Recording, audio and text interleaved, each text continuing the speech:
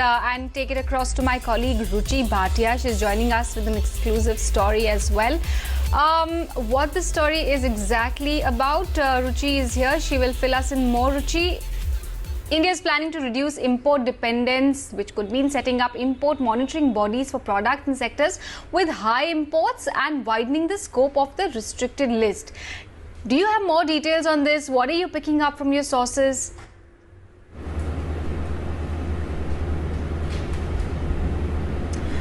Hi Carolina, good afternoon.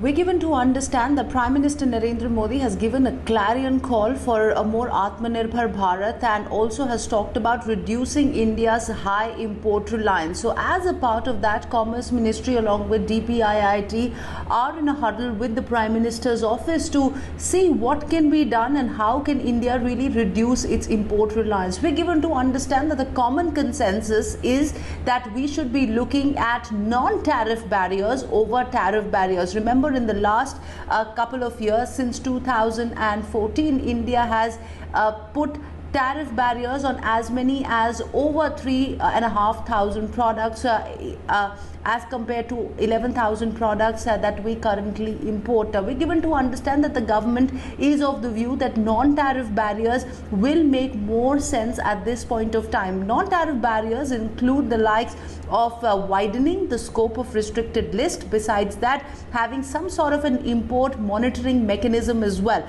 We're given to understand that the Atmanirbhar push that the government is talking about will come with some sort of an eye on what the government can do with key areas or key sectors and key products. We're given to understand that the sectoral focus here will be for sectors such as textiles, food processing, leather, furniture, footwear, air conditions, TVs, refrigerators, as well as toys. We're given to understand that the government is looking at two things here.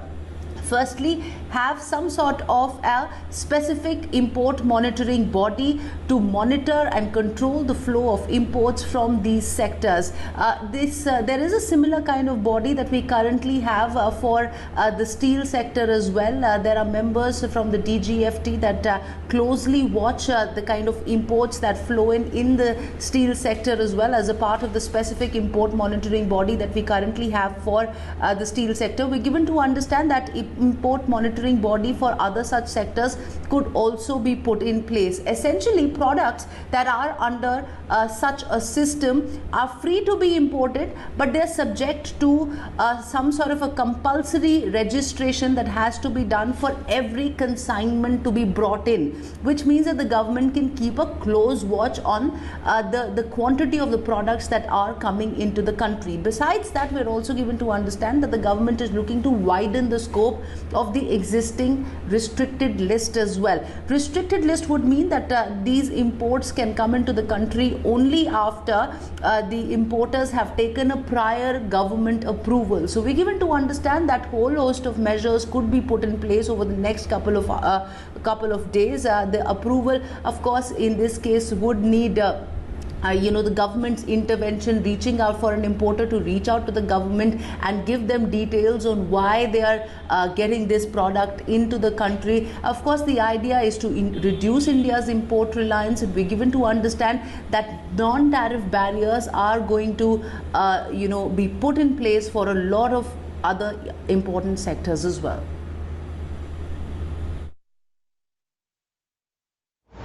All right. Hi, Ruchi. It's Varun here as well. Good morning. A couple questions. Just wanted to get your sense on this announcement.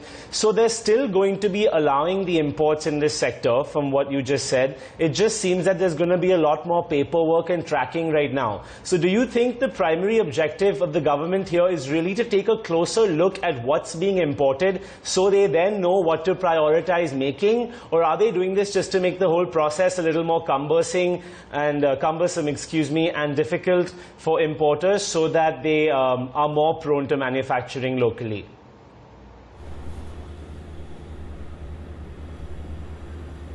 Varun, you've hit the nail on its head. The idea is to boost domestic manufacturing, but we cannot really boost domestic manufacturing until and unless we know which are the products that are being imported, and which is exactly the reason that the government feels that perhaps this time can be used to find out and monitor which are the areas where we need to focus or drive our energy towards. As a part of that, we're given to understand that the government is going to have a closer look, because ultimately tariff barriers like the likes of custom duties, import duties, or for that matter anti-dumping duties, the government has realized is not helping much to boost our own manufacturing capability.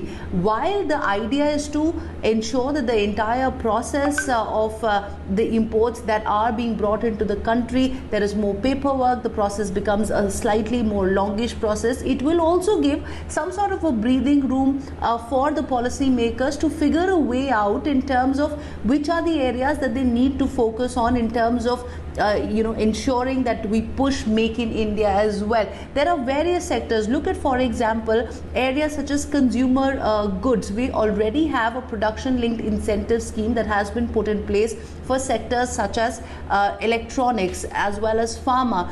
The government is also looking at a production linked incentive scheme for other sectors as well. However, there are other measures that the government is also looking at. For example, India has completely lost its competitive advantage in areas such as textiles. So what can be done to boost textiles in India? Besides that, the government is also focusing on areas such as agro processing.